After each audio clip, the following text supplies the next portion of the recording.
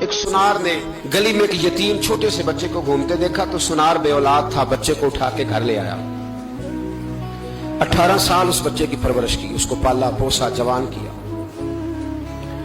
سنار کے پاس وہ دکان پہ چلا جاتا، وہ کئی دفعہ دکان پہ رہتا، کئی دفعہ گھر میں رہتا۔ ایک دفعہ وہ دکان پہ تھا، بچہ گھر تھا، 18 سال کا جوان۔ اس کی بیوی اکیلی تھی، وہ جس نے ماں بن کے پالا تھا اس نے اسی پہ حملہ کر دیا، اس کا بازو بری نیت سے تھاما۔ بیوی چیخی، تھوڑی دیر گزری تو وہ نوجوان پیروں میں بیٹھ گیا، کہنے لگا ماں پتہ نہیں مجھے کیا ہوا۔ شام کو سنار آیا، بیوی چیخنے لگی، چلانے لگی، کہنے لگی آج عجیب بات ہوئی، جس کو میں نے جگر کا خون دے دے کے پالا اسی نے گندی نظر ڈالی۔ سنار محو حیرت ہے، بیوی کا خیال تھا کہ لاٹھ اٹھائے گا، ڈنڈا اٹھائے گا، نوجوان کو مارے گا، لیکن وہ رونے لگ گیا۔ اس نے کہا آج اس نے میرا بازو تھاما ہے، جانے کیا کیا ہے؟ پریشان ہونے لگ گیا، سجدے میں گر گیا، کہا تو بتاتا کیوں نہیں؟ تو وہ سنار کہنے لگا اس کی غلطی نہیں، 18 سال کے بعد آج مجھ پر بھی شیطان سوار ہوا تھا۔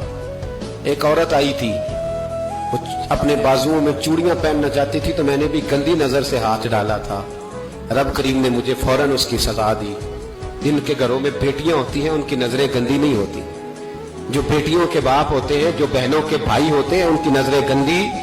اور اگر تو ٹیلی فون کرتا ہے، تو کسی عورت کے ساتھ تعلق رکھتا ہے تو یہ بات لکھ لے، امام فخر الدین رازی 1، علامہ اسماعیل حقی 2، ملا جلال الدین رومی 3، امام خازن 4، امام جلال الدین سیوطی 5 حدیث کے استاد اور محدث لکھتے ہیں کہ اگر تو کسی پر گندی نظر ڈالے گا تو تیرا گھر بچ سکتا، یاد رکھ نہیں بچے گا، اس لیے کہ تیری نظر کسی کی بیٹی کو بیٹی سمجھ تاکہ تیری بچی کا پردہ قائم رہے، کسی کی بہن کو۔